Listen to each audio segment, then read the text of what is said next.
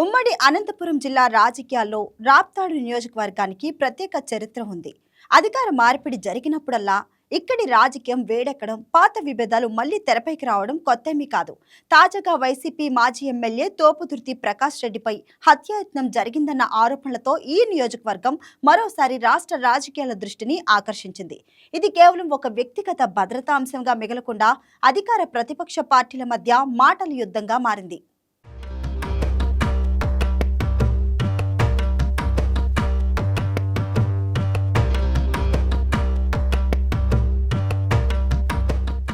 YCP మాజీ MLA Thopudurthi Prakash Reddy తనపై హత్యాయత్నం జరిగిందని, తన ప్రాణాలకు ముప్పు పొంచి ఉందని బహిరంగంగా ఆవేదన వ్యక్తం చేయటం ఈ వివాదానికి కేంద్ర బిందువుగా మారింది.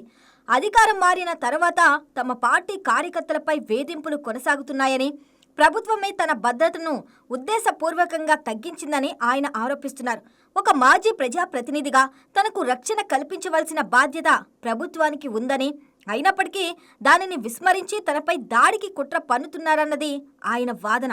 ఈ ఆరోపణలు రాజకీయ వర్గాల్లో సహజంగానే సంచలనం సృష్టించాయి. ఎందుకంటే ఫ్యాక్షన్ నేపథ్యం ఉన్న ప్రాంతంలో భద్రతకు సంబంధించి ఏ చిన్న అంశమైనా వెంటనే హైలైట్ అవుతుంది. అయితే ఈ ఆరోపణలను నిశితంగా పరిశీలిస్తే కొన్ని ప్రశ్నలు తలెత్తుతున్నాయి. హత్యాయత్నం జరిగిందని చెబుతున్న సంఘటనకు సంబంధించి ఇప్పటి వరకు అధికారికంగా ఎలాంటి ఎఫ్ఐఆర్ నమోదైంది, పోలీసు దర్యాప్తు ఏ దశలో ఉంది అనే విషయాలపై స్పష్టత లేదు.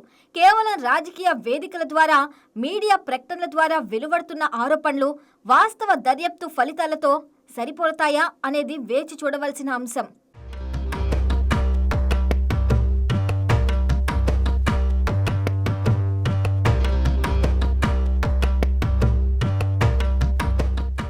మరోవైపు ప్రకాష్ రెడ్డి ఆరోపణలపై తెలుగుదేశం కూటమి నేతలు తీవ్రంగా స్పందించారు.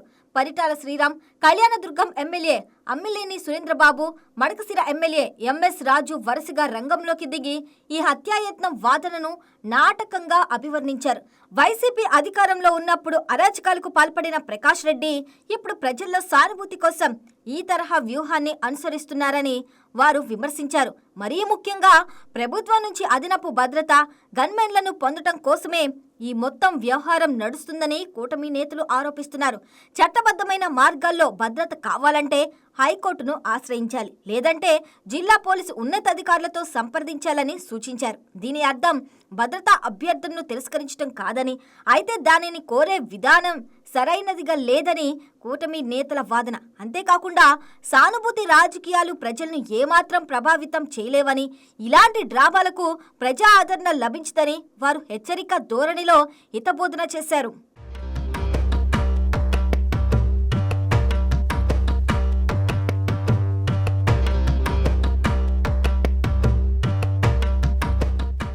ఈ మొత్తం రాజకీయ వాగ్వాదాన్ని పరిశీలిస్తే రెండు పార్టీల మధ్య వివాదం అంతిమంగా భద్రత సిబ్బంది అంశం చుట్టూ కేంద్రీకృతమైనట్లు కనిపిస్తుంది. మాజీ ప్రజాప్రతినిధులకు భద్రత కల్పించే విషయంలో ప్రభుత్వాలు మారినప్పుడల్లా విధానపరమైన మార్పులు రావటం సహజం. అధికారంలో ఉన్నప్పుడు లభించిన భద్రతా సదుపాయాలు అధికారం మారిన తర్వాత తగ్గించడం లేదా ఉపసంహరించుకోవటం గతంలో కూడా అనేక సందర్భాల్లో వివాదాస్పదమైంది. రాప్తాడు విషయంలో కూడా ఇదే అంశం మరోసారి తెరపైకి వచ్చిందా అనే చర్చ జరుగుతుంది. ఒకవైపు భద్రతా కోతలు నిజంగా రాజకీయ కక్ష సాధింపు చర్యగా ఉన్నాయా అనే ప్రశ్న తలెత్తుతుంది. మరోవైపు గత చరిత్రలో ఫ్యాక్షన్ నేపథ్యం ఉన్న నేతలు తమకు అదనపు భద్రత కోసం ఇలాంటి ఆరోపణలను వ్యూహాత్మకంగా ఉపయోగించుకున్న ఉదాహరణలు కూడా ఉన్నాయి. కాబట్టి కూటమి నేతల సందేశాన్ని పూర్తిగా కొట్టిపారేయలేం. ఈ రెండు కోణాలను నిష్పాక్షికంగా బేరీజు వేసినప్పుడే వాస్తవం బయటపడుతుంది.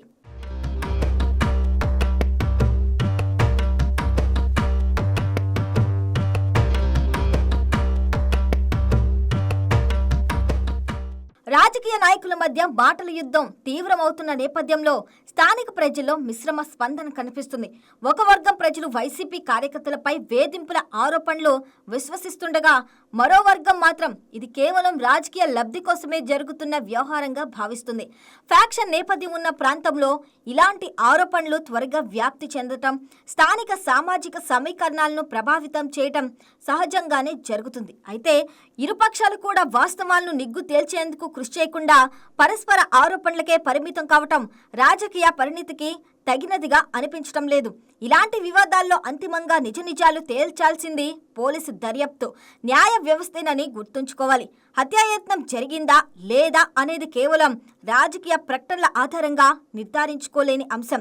ఫిర్యాదు నమోదైందా, సాక్ష్యాధారాలు ఏమైనా సేకరించారా, నిందితులుగా ఎవరైనా గుర్తించారా అనే విషయాలపై అధికారిక ప్రకటన వెలువడితేనే వాస్తవ స్థితి స్పష్టమవుతుంది.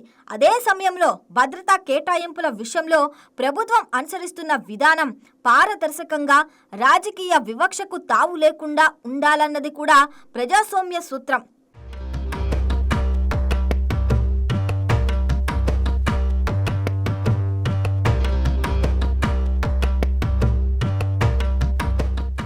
మొత్తానికి రాప్తాడు రాజకీయంలో తలెత్తిన ఈ తాజా వివాదం అధికార మార్పిడి తర్వాత సాధారణంగా కనిపించే రాజకీయ ఘర్షణలకు మరో ఉదాహరణగా నిలుస్తుంది.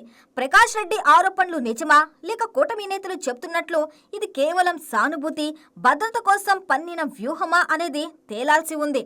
అయితే ఈ వివాదం రాజకీయ దుమారానికే పరిమితం కాకుండా పారదర్శకమైన దర్యాప్తు ద్వారా వాస్తవాలు వెలుగులోకి వస్తేనే ప్రజలకు నిజమైన స్పష్టత లభిస్తుంది. అప్పటి వరకు రాప్తాడు రాజకీయం మరింత హీట్ ఎక్కడం మాత్రం ఖాయంగా కనిపిస్తుంది.